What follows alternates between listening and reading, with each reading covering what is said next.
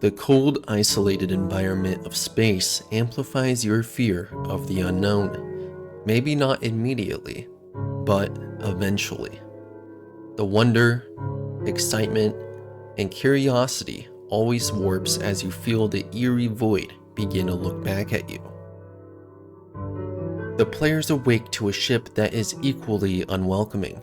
How exactly did you end up here? Well, none of the crew remembers. You're surrounded by outdated posters barely clinging to the walls, a computer terminal, some knickknacks, instructions left behind, and bunks that can barely fit said crew. This all happens to be the handiwork of the Company, a dystopian corporation that has now tasked your crew with collecting scrap from abandoned industrialized moons. Luckily, or unluckily, you're already hovering one called Assurance. You're not the first though, not even the first to use said ship. It's rough around the edges and the terminal has clearly been tampered with. The evidence? Hidden next to the computer terminal. Reading, "You're in deep. Access file Sigurd." Following these instructions, you'll gain access to a journal log, introducing you to a man named Sigurd. This first log of his is dated back to August 22nd, 1968, a year before Apollo 11 landed on the moon and 532 years before the events of our crew, which are set in the year of 2500. The first log starts out relatively tame, introducing us to Sigurd, his brother Desmond, and their two other crewmates, Richard and Jess.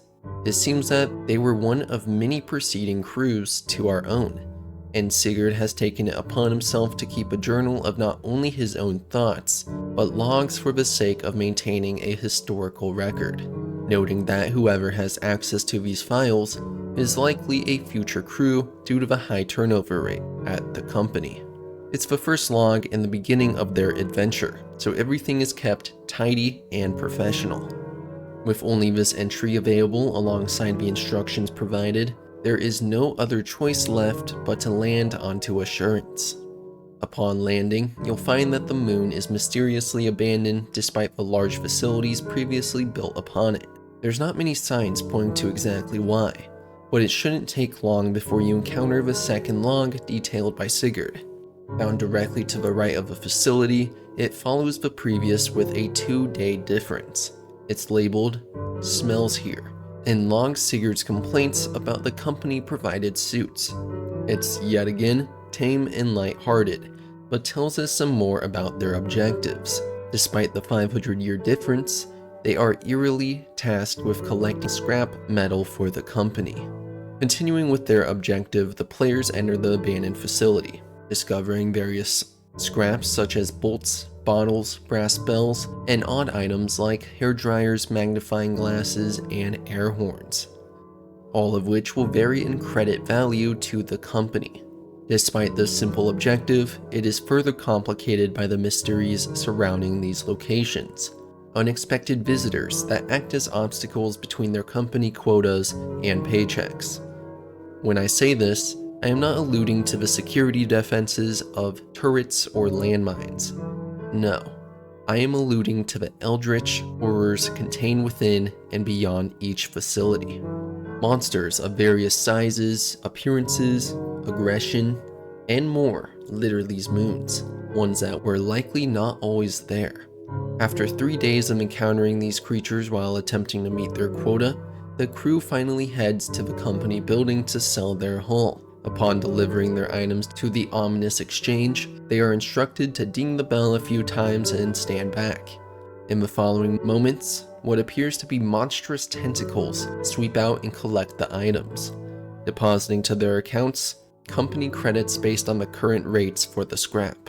Exploring this foggy domain for the first time, you'll find a new log down below the main platform. This time, it details mysterious voices that can be heard behind the company building's wall. Sounds of crying red faces, all churned up and swept away by concrete. As you continue through the game, you'll continue to encounter not only new creatures, but ones of increasing threat level. While the crew might be rewarded in a sense with the value of items increasing, it is all completely counteracted by the exponential increase of their mission quotas, becoming progressively more unreasonable with every trip to the company building. During this time, the crew can find more logs detailing Sigurd's own descent into the madness of this contract. With each and every entry, he unveils more and more mysteries that drive him to the edge. Conspiracies of a golden planet, the dark truth behind the company, and the anxiety of the crew coming to a head with their landing on Rend, an extremely dangerous and snow-encapsulated moon. The player will find an abandoned cabin along their path, one that has a log detailing a descent into despair for Sigurd's crew, the death of a crew member. With every entry, Sigurd becomes more and more paranoid, frantic, and fearful. Heavy regrets burden Sigurd's crew and now the player crew. The final of the logs that can be found proves that it is futile to attempt leaving the company or even surviving your contract. Desmond, the techie of the crew, is left to encrypt their logs in the event that the company attempts a system reset. For you and all future crews, this is the burden placed upon you. Try to have a good day and night, as any attempts to leave or survive will prove futile. Every member is disposable. As of right now, despite the burden of this information and the desire to uncover the inhumane story of the company to the masses, it is currently impossible for the crew to survive the duration of their contract. A relentless increase in quotas designed for failure, leaving even the best crews bound to fail. The purpose is clear. With a constant rotation of crews that are predetermined to be either hunted or sucked into the vacuum of space, there's nobody to uncover the dark secrets behind the scenes, or more appropriately, behind the wall of the company building. To truly unravel what this all means, we must now turn to an in-depth detailing of the Sigurd crew and their data. This next section is devoted entirely to the timeline and complete entries of the logs, and the proper analysis of each and every one. His story begins in the middle of a space race between the Soviet Union and the United States of America, and 1 year before the landing of Apollo 11 on the moon. A crew composed of Sigurd, his experienced technician/brother Desmond, the calculated and calm woman named Jess, and a man named Richard, who is described as being universally disliked by the crew and smelling horrible, implying an obvious lack of personal hygiene and no care for those around him. This crew is composed for a seasonal contract with a familiar goal set in place: to collect scrap to sell to the company on the basis of meeting an ever-rising quota. Shortly after their mission begins, Sigurd, who is easily frightened, is selected to stay on the ship on camera duty. To further improve his well-being and for record-keeping, Desmond programs a logging feature onto the ship's computer system. Sigurd would begin using this as a personal journal ahead of its use as a bestiary, his first log being on August 22, 1968, during which he makes note that anyone reading it is likely from a future crew, a result of the enormous turnover rate. The next log would be August 24th, detailing Sigurd's disappointment with the company-provided suits. This is more of an unprofessional entry, further doubling down on how horrible Rich smells, but gives some insight to Sigurd's personal life. He clearly isn't on this mission of his own accord. He feels like he has something to prove to his father and is unsatisfied with the position, but is sticking it through, exclaiming, "I hope you're happy, Dad. I finally got a job. Screw you." On August 27th, Sigurd feels that the crew is finally beginning to get into the swing of things. They're filling into their roles and are well prepared for obstacles they encounter, using a shovel to bash anything that moves, and always having someone on camera duty to ensure they're capable of getting through security doors. After securing their hull, it was time to head back to the ominous company building to meet the quota at a depressing 70% value. While setting up at the counter on his own, Sigurd began to hear noises from behind the wall. As he listened, a chill was sent over his entire nervous system. The already timid man had his paranoia reinforced as he heard psychotic sounds ring out to him. What only worsened it all was that he was the only one to hear any of it. This couldn't be ignored. He grabbed his flashlight and shined it into the abyss. Rather than the beam illuminating the darkness, the light fell flat against the infinite pitch blackness. On an unknown day between August 27th and August 31st, a new log was created titled Golden Planet. It is implied that this takes place at the company building entirely through his walkie-talkie. An unknown voice spoke to Sigurd about a golden planet. Despite it being a well-known legend, this person spoke as if it were fact. The story passed around was that the planet was hit by a meteor, but according to him, this wasn't true. There was a conspiracy tied into it all. The planet was swallowed up by the beast, and they were in its body being digested. When Sigurd inquired about this beast, the voice only said they did not know, that they had forgotten everything when they were devoured. The voice rambled on and on, until Sigurd said he was on the other side of the wall, capable of freeing him. The voice immediately started freaking out, and he was unable to decipher a single word beyond something about spitting out the rinds. So, he just turned it off, thinking the voice to be some weird whack job. This time, Sigurd decided to tell someone about this. He told Jess, who responded that it was just a story, not something to be worried about. He got irritated with this response, saying he knew and he wasn't some idiot. She then said if he was willing to quit, she would as well. Sigurd ignored this solely because his ego overpowered his will to quit. In his following logs, he began to look over the conditions and prerequisites of the job. It was shady, to say the least. Sure, the pay was good, but again, it was his ego keeping him on the strange contract. He reflected on what had got him there in the first place. An assessment exam on the phone with a weird voice. You signed the contract on the shuttle with the rest of your crew, but the whole time, you didn't talk to anyone. The shuttle was autopiloted, and he believed the voice to be fake. Sigurd was beginning to lose it at this point.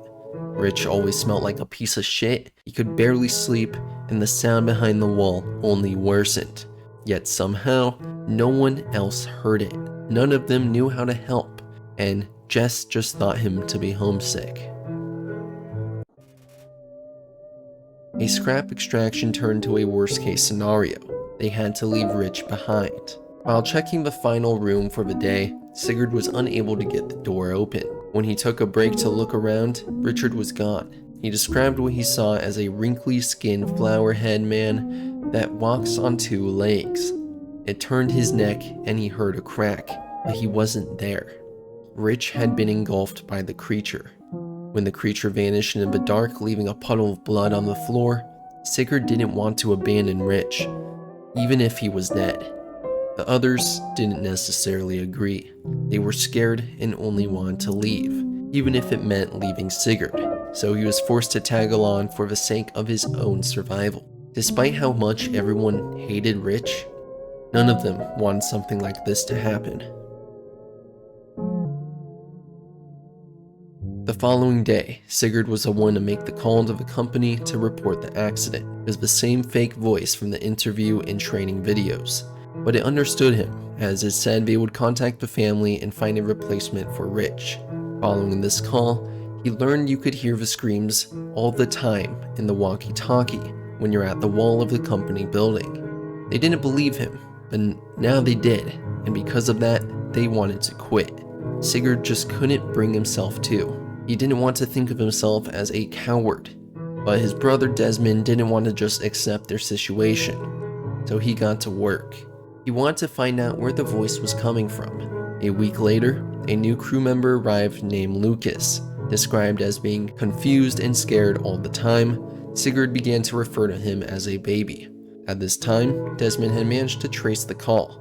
There was a group of people somewhere else that pretended to call from the company building, but were across the whole solar system. Sigurd began to consider what the voice had told him, that there was a monster trapped within the company building, and it was being fed by them to keep it tame. The crew was just a group of fodder for it. The final log from Sigurd is titled Hiding, labeled back to September 30th. He kept having bad dreams about the company building where the company breaks out of the giant concrete wall. It wasn't visible though, more of a large blur that moved too fast for the naked eye. Desmond was still attempting to find out if the voices on the phone were real, but the distance was making it near impossible to pull off. Sigurd began to wonder. He really couldn't remember how they had got there, just for little things like the shuttle flight to the building where they signed their contracts, but he doesn't remember getting on the shuttle, not even saying bye to his dad. In his dreams, it feels like the company isn't trapped in there at all. It's just hiding. His final note stated, "I don't know if I'm going home."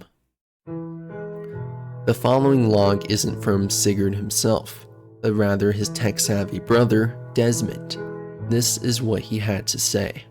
Desmond, October 3rd, 1968. I am encrypting these logs to keep them hidden, as I fear the system will be wiped if they are found. It's all a guise. They're supposed to think it's all just a transaction, but our real job is keeping an incredible terror fed. Hold long until its fullness ends and its hunger is insatiable. God knows, maybe it has to do with all those desolate moons. Whoever reads this, I'm sorry to burden you with this. Please have a good day and night, as what else is there for us to do? With all the in-game story and information we have now detailed, I would like to talk over some of the mysteries and information, the first of which being the most important, the legend of the Golden Planet. It is said that some unknown creature had come along and eaten the planet, so what exactly could this creature be? Well, I believe it is the one contained beyond the wall at the company building. A creature that has been contained and fed by the company to keep it tame and prevent it from consuming any other planets. A secret maintained by the US government after secretly establishing bases on several moons during the space race. It seems that rather than going public with this information, they later set up the Apollo 11 landing as a false pretense to shift any attention, despite the fact that they had gone much further, discovering creatures and locations far beyond their understanding. So, who are we? The crews that have been tasked with feeding this mysterious monster scrap to keep it docile. Well, it seems that it is common for these crews to not retain memories leading up to their contract, rather just the contract itself, their original lives, and the time afterward.